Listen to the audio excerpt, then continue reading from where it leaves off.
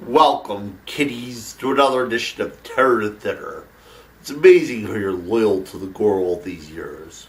All those people out there with more scares, more monsters you could stick a stake at. Dark deeds and violence. The midnight hour is close at hand with great terrors. All things of dark happens. Have I shown terror this week? Well, this week I bring you more terror.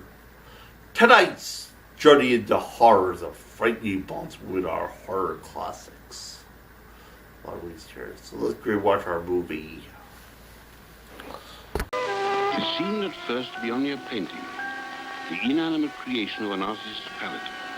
Yet it was in reality a thing with a strange and terrible life of its own. A thing possessed with the power to destroy.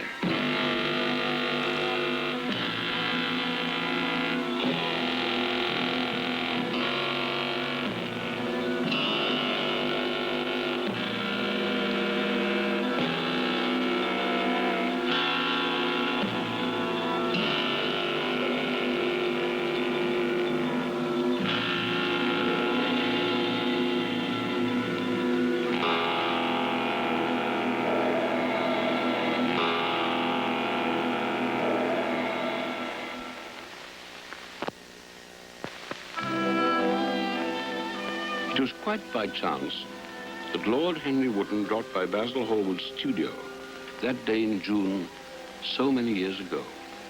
Yeah. Yes, it's your best work, Basil. The best thing you've ever done. A picture like this sets you far above all the other painters in England. You must allow me to think of a title for it, something to do it justice. I'm going to call it The Picture of Dorian Gray. Why on earth something so pedestrian as that? Because that is what it is. Do you mean you did this from life? Yes. Does your Dorian Gray really look like that? I'm not sure I really captured him.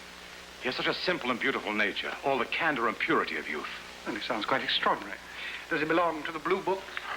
Harry, you're incorrigible. It's a terrible shame if someone who looked like that belonged to the lower classes. He's the late Lord Kelso's grandson. Oh, he must have pots of money if Lord Kelso did the right thing by him. I believe he does. This Adonis of yours has beauty, money, and all the candor and purity of youth. But tell me, Basil, does Dorian Gray have any wit, any intellect? Well, you can judge for yourself. And why is that so important? Because I choose my friends for their good looks, my acquaintances for their good characters, and my enemies for their good intellect. Dorian, I'd like you to meet an Oxford acquaintance of mine. Lord Henry Wotton, Dorian Gray. Lord Henry. Oh, I've heard of you so often from your aunt, Lady Agatha. So you are the young man whom my aunt told me she had discovered, the one with whom she plays the duet. Yes? She says you're very talented. Oh, thank you. You must also be very brave. When Aunt Agatha sits down at the piano, she makes quite enough noise for two people. That really is very cruel. She does try so hard. You're much too young to be so generous. Henry, I'd like to do some more work on the painting now. Don't let me stop you. I intend to keep Mr. Gray amused.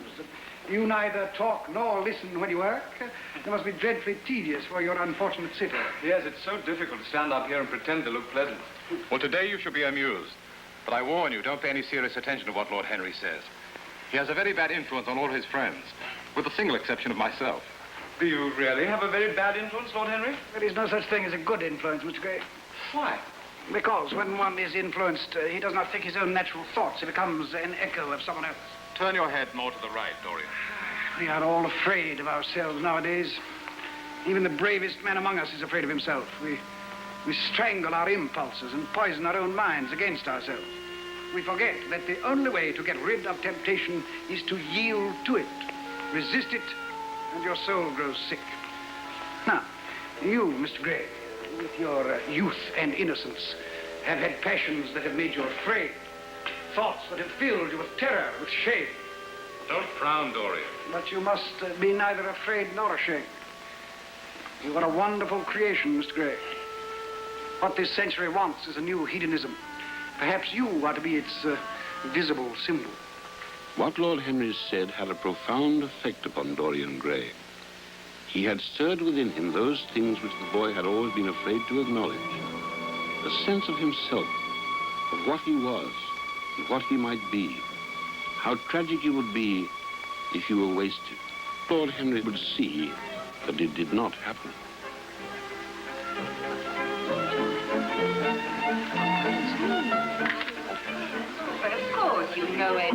how conscientious he is. And he's standing tomorrow at Parliament. Oh, he asked me to express his regret. His regret is my pleasure. Are you really as much of a sinner as they say? Nothing makes one so vain as be told that one is a sinner. You are Dorian Gray. You must let me introduce myself. I saw you with my husband the other evening at the opera. It was Lohengrin. Dear Lohengrin. Lady Victoria, how do you do? You know, I think I like Wagner's music almost better than anybody's. Yes? It's so loud that one can talk the entire time without anybody hearing what one's saying. And that is a great advantage. Don't you think so, Mr. Gray? No, I'm afraid I don't, Lady Victoria. I never talk during music. At least during good music. If one hears bad music, it's one's duty to drown it in conversation. Oh, that's one of Harry's views, isn't it? I always hear my husband's views from his friends. It's the only way I get to know them. Oh, but you mustn't think that I don't like good music. Huh? I adore it, but it makes me too romantic. Oh. I simply worship pianists. They make one's room so picturesque. Oh, Harry, Mr. Gray and I have been having such a lovely chat about music. You're charming. I'm afraid I really must be going. I promised the Duchess to dine with Lady Thornbury. Goodbye, my dear Mr. Goodbye, Gray. Lady Victoria. Goodbye, Harry. Harry, she's lovely. Was, Dorian, was. Matter of fact, she was a beauty. Now she's merely well turned out. The bills I pay will testify to that. She is a marvelous liar, though. She never gets confused about dates and places, and I always do. I hate the way you talk about your married life, Henry. How sentimental you are, Dorian. Well, I like sentiment. It is a mask for deceit. It has nothing to do with truth. You must go out and search for truth, Dorian, as I did at your age. The world belongs to you here and now because you have youth. And youth is the one thing worth having. I don't feel that, Because you Harry. don't feel it now, but time is jealous. When youth goes, beauty goes with it. You will suddenly discover that life holds no more triumphs for you. Gods have been good to you, Dorian. But what the gods give, they quickly take away.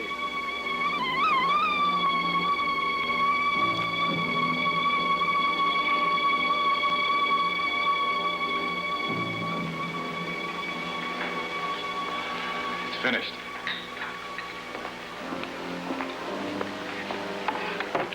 It is a masterpiece. Dorian, come here and look at yourself.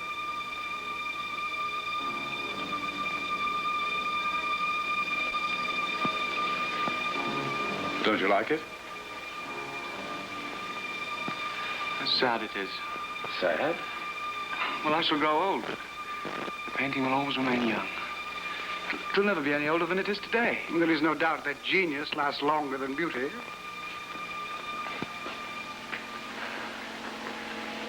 If it were I who was always to be young and the painting was to grow old, for that I would give everything. There's nothing in the world I wouldn't give. I would give my soul for that. I hardly think Basil would approve of such an arrangement. We're rather hard on his work. I should object most strongly. Well, of course you would, Basil. Your work is the most important thing in the world to you. I believe you prefer this painted image of myself to me. You sound as if you were jealous of it. Well, of course I'm jealous. Why should the painting keep what I must lose? If only the painting could change. I could always be the way I am now. Now, it'll torture me someday. You should never have painted it, Basil. It's only canvas and color, but if it's to torture you, I'll destroy it now. Oh, it would be murder. It's only a painting, Dorian. No, it's part of myself. I feel that. There is something terribly enthralling in the exercise of influence. No other activity is like it. Lord Henry heard his views echoed back with all the added passion of youth. He experienced a real joy. For where he led, Dorian followed. He was a marvelous subject for influence. But being young, he was susceptible to many kinds of influence.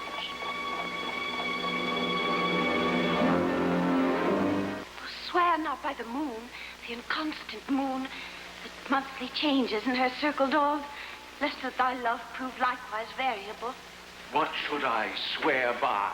Do not swear at all, or if thou wilt, swear by thy gracious self, which is the God. Sybil, there's someone here to see you. Come in. Sybil, my darling, this here gentleman's been coming every night to see you. How many nights is it, my lord? 5. Then it is you, my lord, who has been sending the flowers. I told you who it was sending the flowers. Why don't you thank the gentleman? She's very shy, my lord. But she is grateful. Oh, it's I who am grateful to her. She has no need to thank me. My lord, this girl... Please don't call me my lord. I'm not a lord. I'm nothing of the kind. You are more like a prince. Prince Charming. You see what a sweet child she is? Oh, she is more than a sweet child. She is a great artist. This girl has a very interesting history. I found her when she was... Please, I don't want to know where you found her. The only thing that matters is that I have found her. I'd like to watch you act every night of my life. Thank you for letting me come around to see you. Goodbye. He may not be a lord or a prince, but he has the manners, and I'm sure he has the money. I always said that someday you'd meet up with the likes of him. You like him, Sybil? Always loved Prince Charming.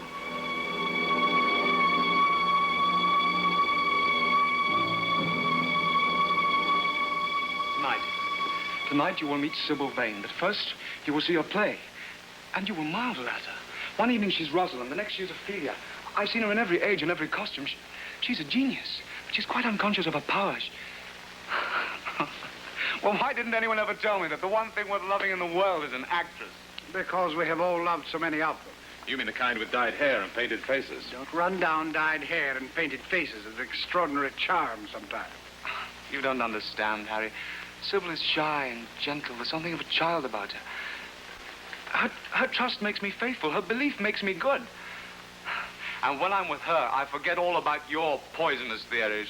But if that's true, and this girl is all you say she is, the gods must have made her for you. Oh, she is. I'm going to marry her. That's impossible. You don't even know his name. I call him Prince Charming. Marriage. The whole thing is foolish. Oh, you are foolish, Jim. Someday you'll fall in love yourself, and then you'll feel all that I feel now. I may be young, but I know more of the world now than you do. Oh, you dear old Jim. You talk as though you were 100 years old. But that's only because life has been so hard for you, for both of us. But it's all going to be different now. Here you are, sailing off to a new world.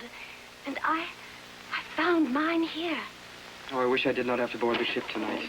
Sybil, are you ready? Almost. Is he here yet? Not yet, but hurry up, mind. If I could only meet this man and judge him for myself. Oh, Jim, you would think him the most wonderful person in the world. As sure as there is a God in heaven. If he ever does you any wrong, I will kill him. Don't be so serious, Jim.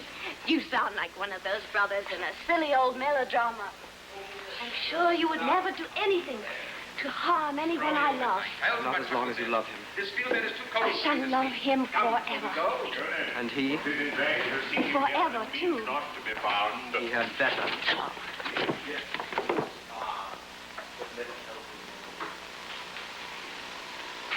He jests at scars that never felt a wound, but soft, but light through yonder window breaks. 'Tis the east, and Julia, 'tis the sun. Arise, fair sun, and kill the envious fool, who is already sick and pale. Some place in which to find one's divinity. Don't pay any attention to him, Dorian. There she is. She is lovely. How she leans the cheek upon a hand. Oh, that I were a glove upon that hand, that I might touch that cheek. Oh, Romeo, Romeo, wherefore art thou, Romeo? Deny thy father and refuse thy name, or thou wilt not be but sworn my love, and I'll no longer be a Capulet. Shall I hear more, or shall I speak at this? 'Tis but thy name that is my Right, enemy. sir. Thou art thyself, though not a Montague. What's Montague? It is nor hand, nor foot, nor arm, nor face, nor any other part belonging to a man. Oh, be some other name. What's in a name? What's in a What's in a name? A rose by any other name would... Well, I don't suppose you would want your wife to act. Romeo, So what does it matter that she plays Juliet like a wooden doll? She is beautiful. What more do you want? Romeo, Sorry to have made you waste the evening. I must apologize to you both. This evening she's married.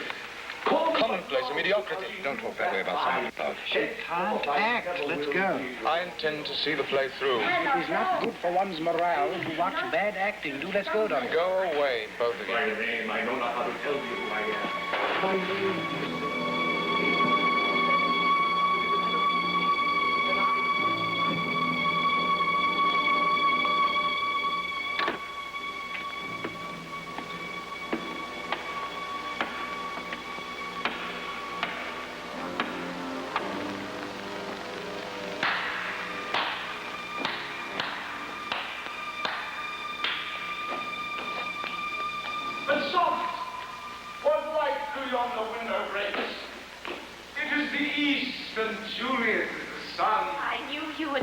Arise, fair sun, and kill the envious moon who is already sickened. Were you sick this evening? No? So you've no excuse for making yourself ridiculous. Sorry I acted badly, but I couldn't help myself. No, you cannot help yourself. You shouldn't perform. My friends were bored. I was bored. Sorry to have been such a disappointment to you. To think I once wanted to make a hideous old painted Romeo jealous. To think I believed this vulgar scenery to be Verona. What tonight I saw through the stupidity, the emptiness, the sadness. Dearest Prince Charming, you do understand. What are you talking about? Before I loved you, the theater was the one reality of my life. It was here that I lived. I thought it was all true. The people who acted with me seemed to be godlike, and the painted scenes over all my world. Then you came, my beautiful love, and you taught me what reality really is, what love really is. So I can never act well again. You are more to me than all art can ever be. You used to stir my imagination. Now you don't even stir my curiosity. You're merely a shallow, stupid girl. A third-rate actress with a pretty face. Serious, you're acting. No, I leave that to you. You do it so well. Please, don't be cruel to me. I love you better than anything in the whole world. I will Please never don't see you leave. again.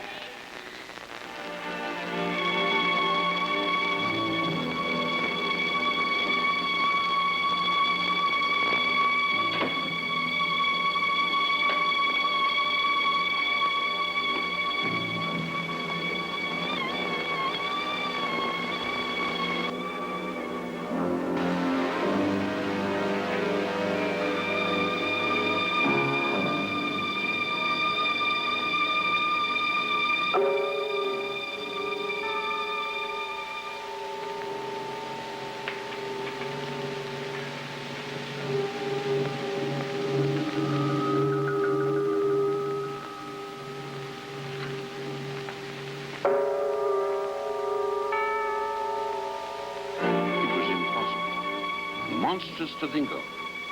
And yet, there was the picture before him, the expression completely altered.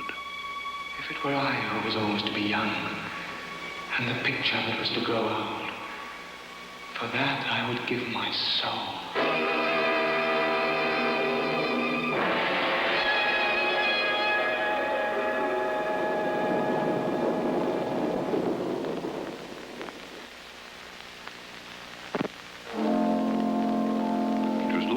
Noon when Dorian Gray awoke.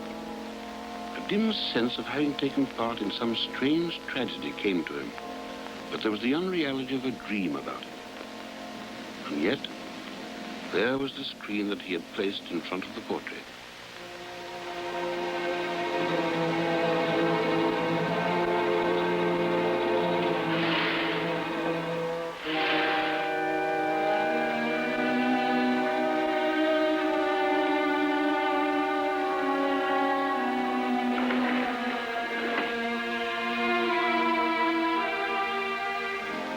It was perfectly true.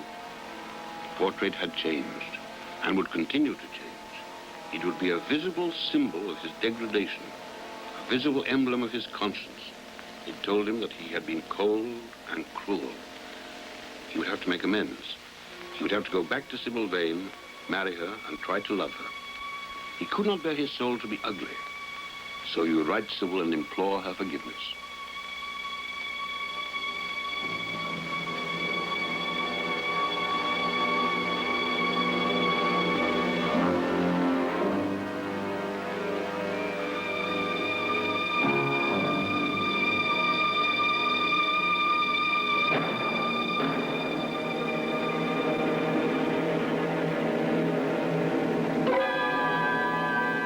There will be an inquest, of course.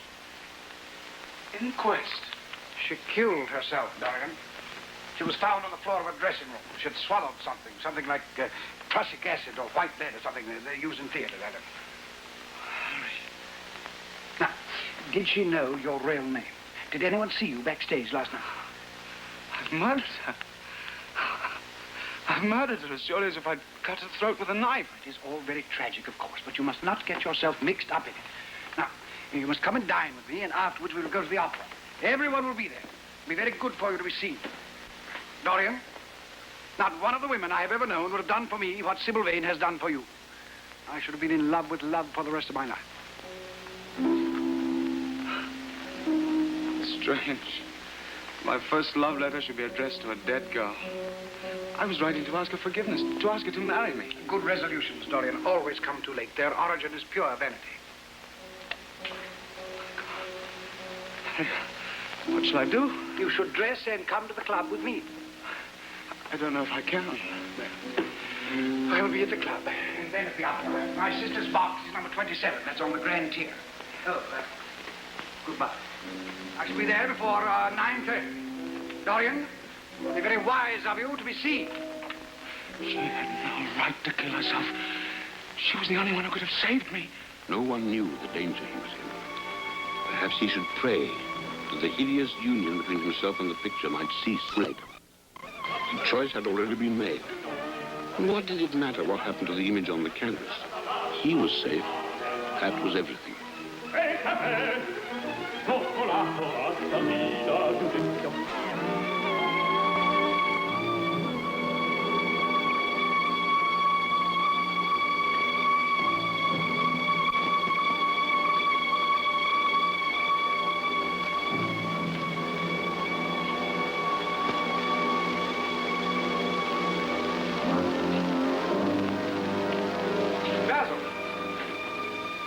Last night, and your servant told me you'd gone to the opera. Of course, I knew this wasn't so. But you should have left word where you'd really gone. I was so afraid you might have done something foolish. My dear Basil, of course I went to the opera. You should have joined us.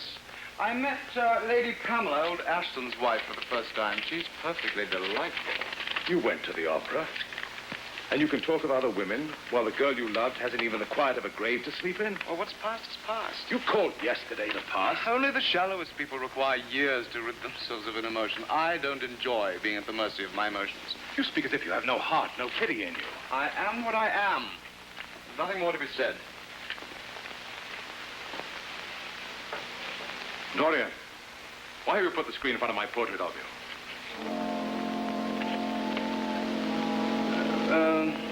The light was too strong. Too strong? Surely not. Let me see. I wish you tried to look at that painting. I promise you I will never speak to you again as long as I live. It seems rather absurd that I can't look at my own work. Especially when I want to exhibit it in Paris in the spring. You want to exhibit it? You can't. Why not? It's mine. Basil, I never came into being until you painted my picture. Sometimes I think that my birth dates from the day you finished it. To exhibit it would be to reveal the very mystery of my life. It's only a picture, Dorian. It's the mirror of my soul. And, Basil, I refuse to share my soul with anyone. I think it's a pity you don't have this depth of feeling for Sybil Vane, rather than for a canvas image of yourself. Goodbye, Dorian. Oh, Basil. Basil. We've always been friends. We must remain so. Let me see the picture. No. Goodbye. It had been mad at him to allow the thing to remain even for an hour in a room to which anyone had access. How shallow had been Basil's reproaches about Sybil Vane in comparison to his own soul calling him to judgment. It must be hidden away at all costs. He had not entered the old schoolroom since he was a child. Its innocent souvenirs recalled the stainless purity of his boyish life. How little he had thought in those dead days of all that was in store for him.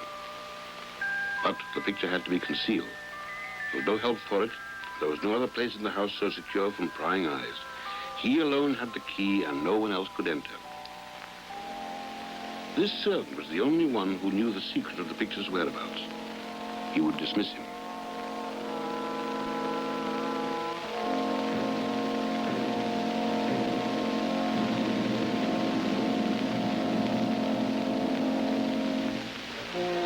Beneath its shroud, the portrait would grow bestial, sodden, and unclean.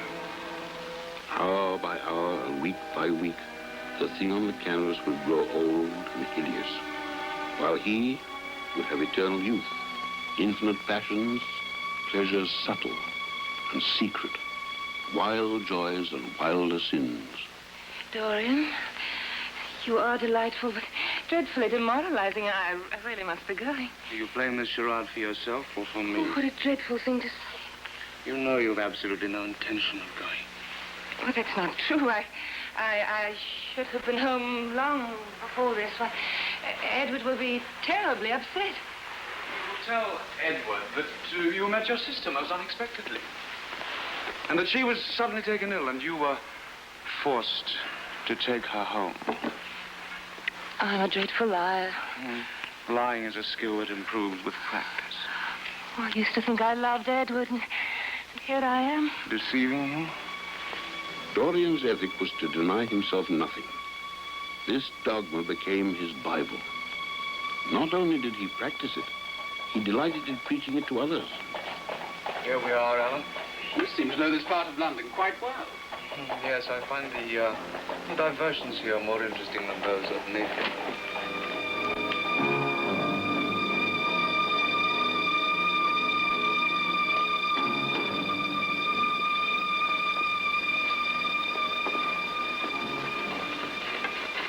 Why on earth would you want to come down to such a sordid and filthy hole?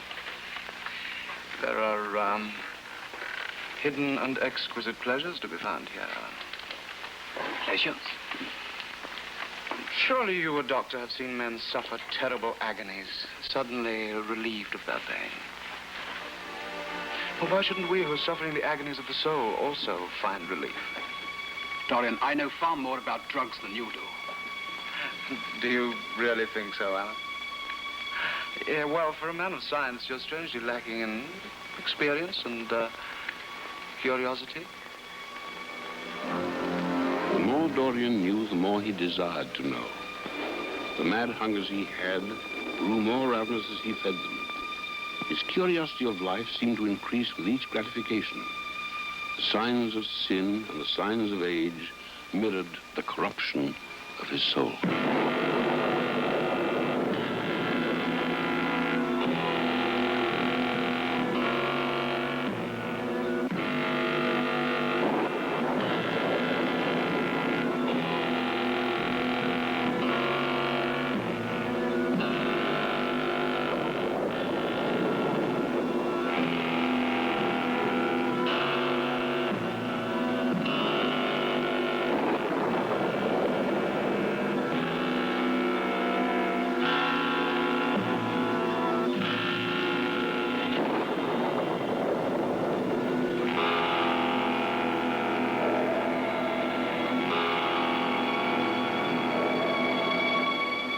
18 years had passed since the portrait had been painted.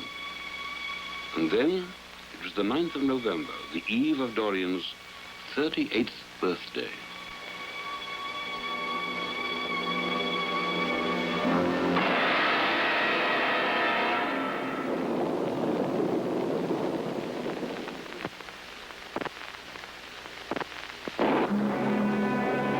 While Dorian was out celebrating his 38th birthday, a visitor had been waiting for him, a friend whom he had not seen for many years.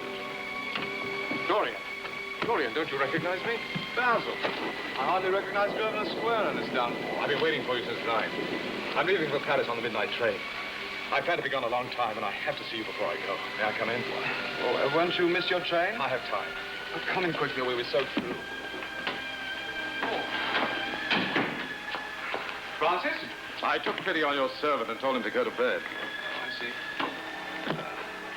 Well, can I get you something to drink? No. No, thank you. must speak to you seriously. The most dreadful things are being said against you. I don't wish to know anything about it. I've always been your friend, Dorian, and it disturbs me when people talk about you as being vile and degraded. I've always refused to believe them, and I can't believe them when I look at you. Sin is a thing that writes itself across a man's face, in the lines on his mouth, in the droop of his eyelids. I do come to the point. Why is it that a man like the Duke of Berwick leaves the room of a club when you enter it? Because I know everything about his life, not because he knows anything about mine. And Lord Kent's youngest son? If Kent's silly son takes his wife from the streets, what's that to me? And Lady Singleton? What sort of lies do these people who slander me leave themselves that you should believe them? Then there are other stories. You go too far, Basil. Stories that you've been seen going into the most revolting places in London. Why is all this dreary gossip so important to you? Because I can't leave England without knowing the truth. Dorian, you once told me something that haunted me. You said you came into being the day I finished that portrait. You said there was something fatal about it. If that's true, and if there's a link between that portrait and the things that are being said against you, I want to know. You know the answer to that one, Basil. You would have to see my soul. Only God can do that. Do you think so? Would you like to see my soul, Basil, would you? Yes. You are the one person in the world entitled to see it. You had more to do with its making than you think. I don't know what you're talking about. I don't understand you. You will. You see, I keep a diary of my life from day to day. It never leaves the room in which it's written. But you may read it. I'd rather you told me the answer to my question than had me read it. Don't worry, Basil. You won't have to read long.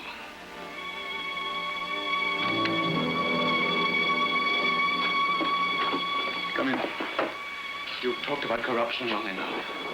Now you shall look on it face to face. Shut the door behind you. You think it's only God who sees the soul, Basil. Draw back that curtain, and you will see mine. You're mad, Dorian. Years ago, when I was a boy and you painted my picture, I made a wish. Perhaps you could call it a prayer. I don't know whether I regret it or not.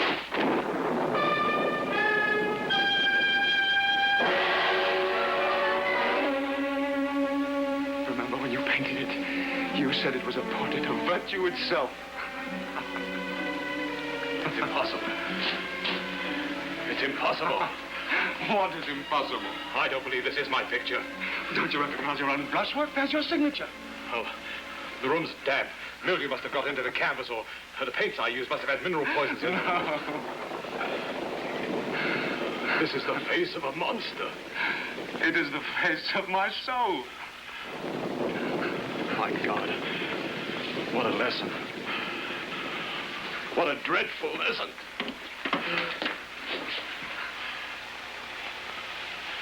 Pray, Dorian, pray. The prayer of your pride has been answered. The prayer of your repentance will be answered also. I can't pray, Basil. It's never too late, Dorian. Kneel and pray. I can't. Why have you kept it?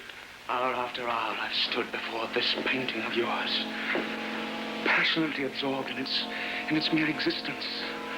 Sometimes loathing it, but at other times filled with the kind of pride that is half the fascination of sin, smiling with a secret pleasure at this misshapen image that bears the burden that I should have borne. I should have destroyed it there. I painted it. Dorian, it is monstrous. I didn't paint it. You did.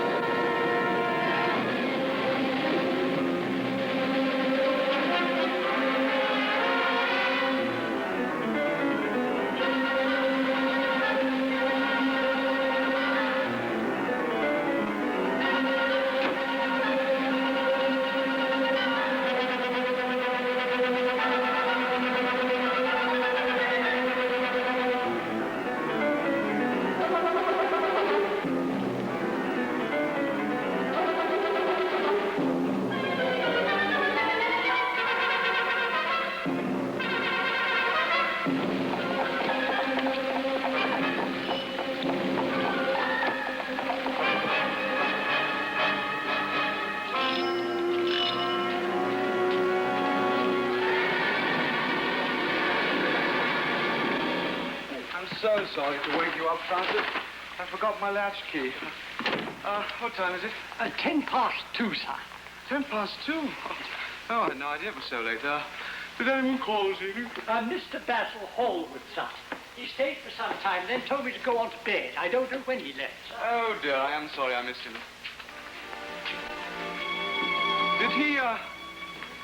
Did he leave any message? No, sir. Except that he had to catch the boat train and would write you from Paris. Thank you, Francis. I'm going to write a letter that I want to be delivered first thing in the morning. Will you take it round to Mr. Alan Campbell and wait for a reply? Oh, very good, sir. Thank you, Francis. That'll be all. Yes, sir. Good night, sir.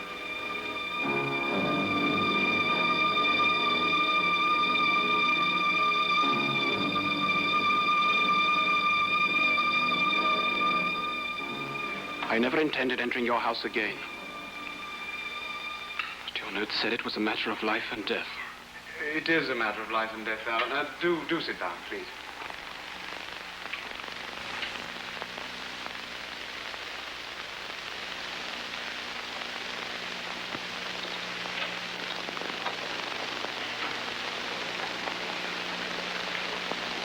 In a locked room at the top of this house, a room to which no one but myself has access, a dead man is lying on the floor.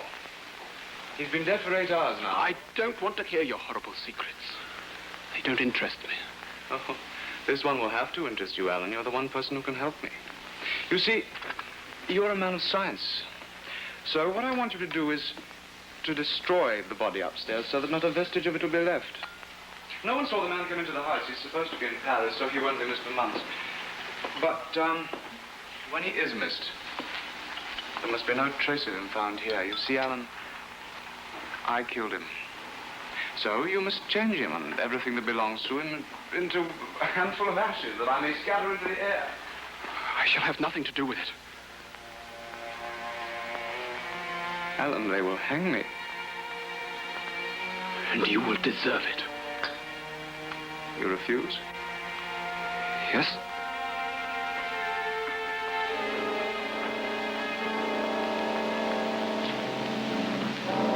I beg you, Alan. It's useless. I have a letter already written. You see the address.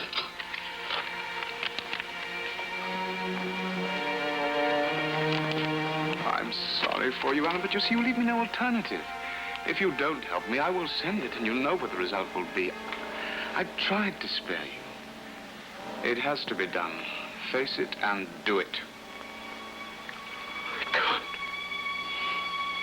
You have no choice.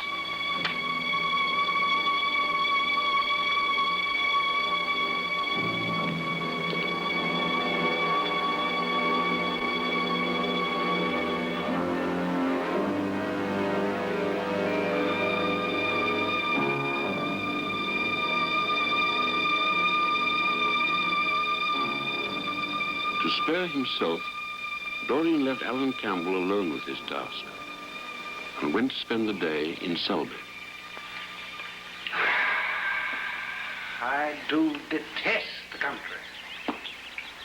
Dorian, I don't know why I put up your whims. You put me through a tedious journey, during which I may add you said not one word. And now that we're here, you tell me we're going to turn right round and go back to London. Surely you didn't drag me all the way down to Selby for a breath of fresh air. I just wanted to come to the country today. You didn't have to come with me. Of course, I didn't have to come. You seemed so eager for company, I thought sure you had something to tell me. By the way, you ran off very early last night. What did you do afterwards? You left before 11. Did you go straight home? No, I didn't get home till nearly 3. Oh? Did you go to the club? Yes. No, I didn't go to the club. I walked about it. Well, I forget what I did. You're too inquisitive, Harry. I didn't get home till nearly 2:10. If you wish to know the exact time, I'd left my latchkey at home and the servant had to open the door. If you wish any corroborative evidence on the subject, you can ask him. Dorian, what on earth is the matter with you today? Nothing is the matter with me today, Harry.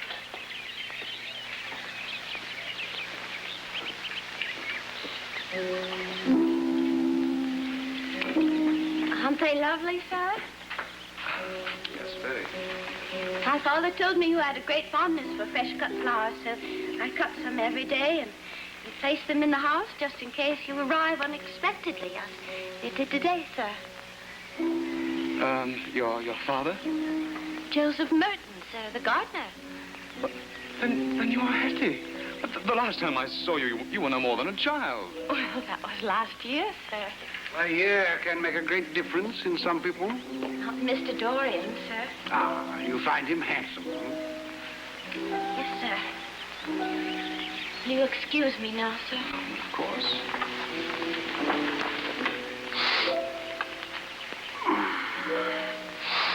To get back my youth, I would do anything in the world.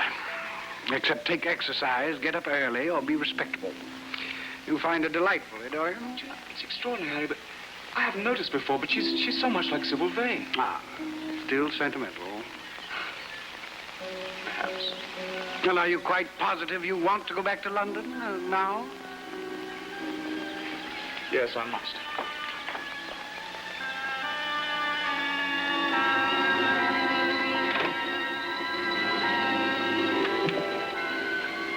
I've done what you asked me to do. You have saved me from ruin, Alan. I can never forget that. Neither can I.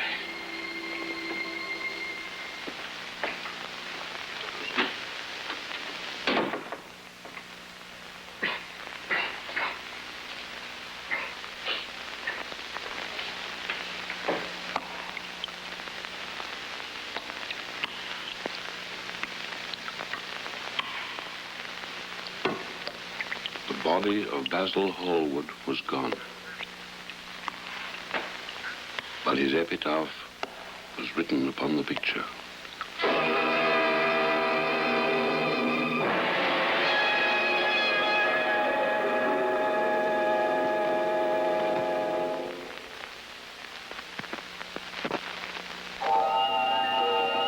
To blot out the murder of Basil Hallward, Dorian Gray went to the one place where he knew he could buy oblivion.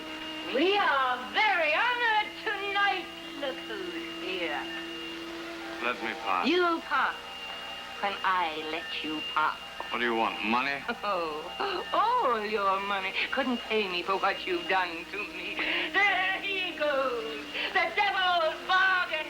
Don't call me that. Prince Charming. That's what you'd like to be called, isn't it? Prince Charming.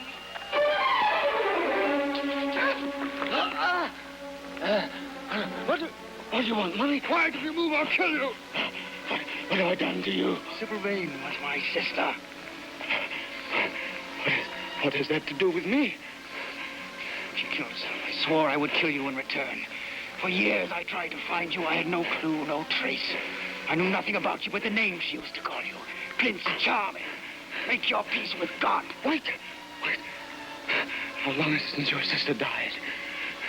18 years. Set me under the lamp and look at my face.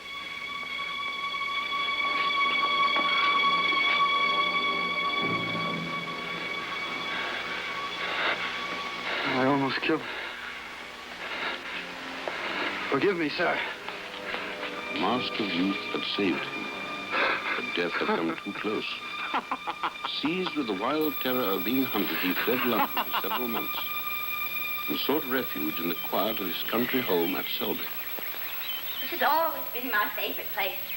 And when I was a child, it was my secret place. I used to come here alone and sit for hours and pretend the most wonderful things. What did you pretend? You promise you won't laugh at me if I tell you? I promise. You see, you're laughing now. Oh, I'm sorry. I shall be very, very solemn. Well, I used to pretend that I was a fine lady and I had a great house in London and beautiful clothes and a carriage and 4 horses, and I used to come down here on weekends and go to all the grand parties. Why did you want to be one of those ladies? They're beautiful. Oh, you're much more beautiful than any of them. You mustn't say things like that.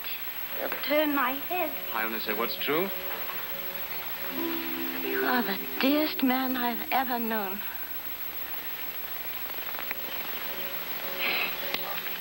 And have you known so many men?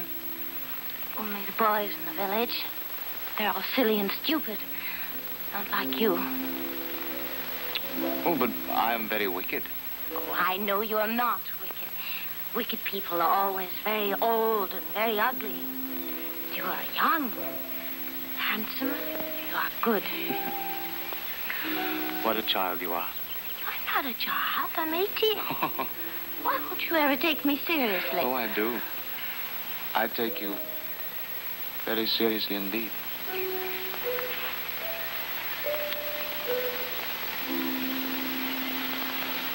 Oh, you are perfection. You're all the things that I have lost. Innocence, purity, goodness.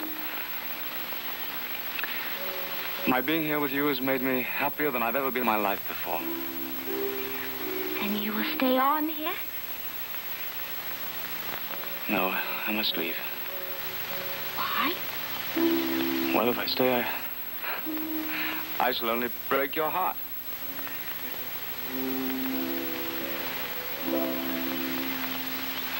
I do not understand. Yes, that's why I'm so fond of you.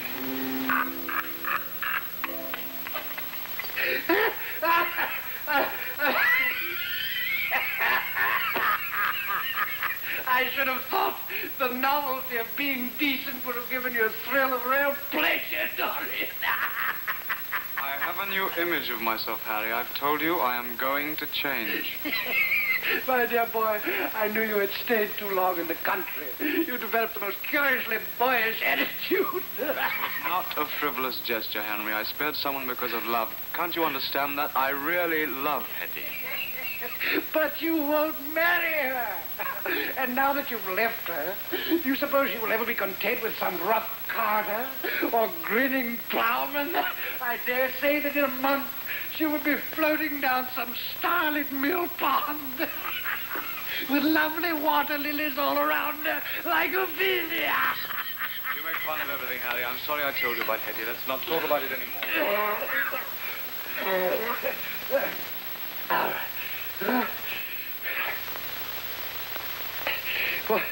What an exquisite life you have led, Dorian. You have drunk deeply of every cup, and yet it has not marred you. Nothing has been hidden from you. And yet you still look as young and innocent as the day I met you. Tell me, Dorian, what is your secret? Why is it that we have all had to pay the piper and you have got off scot-free? I've paid much more than you think. I've suffered agonies you could never conceive of.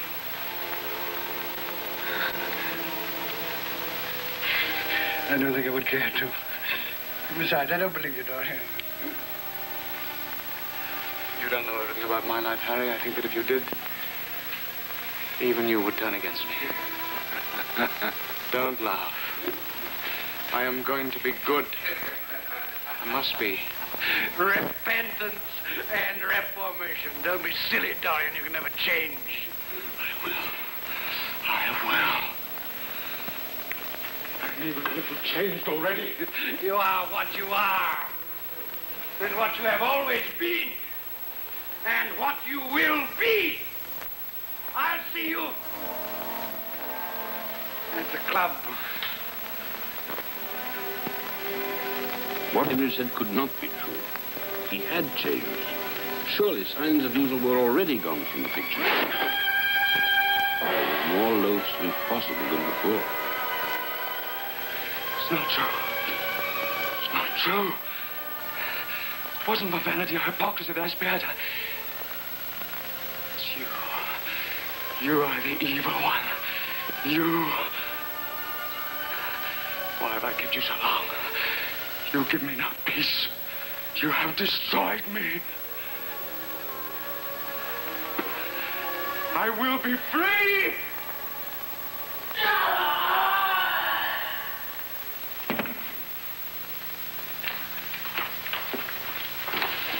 What was that sound? I don't know, sir. Came from up there, from the schoolroom, sir. When they entered the room, they found a dead man lying on the floor. He was withered, wrinkled, and loathsome.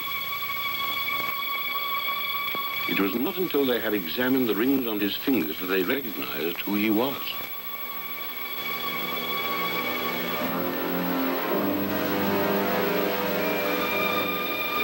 Against the wall was Basil Hallward's splendid portrait of Dorian Gray, as they had last seen him in all the wonder of his exquisite youth and beauty.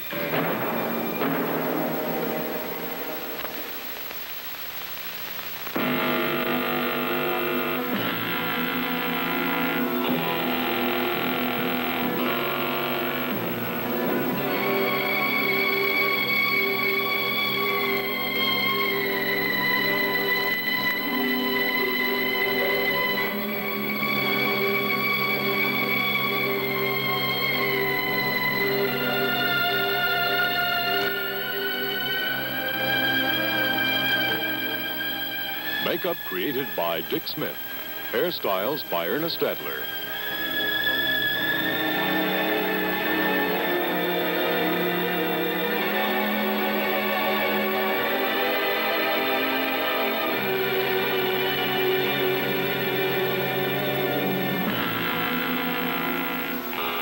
This program has been pre-recorded.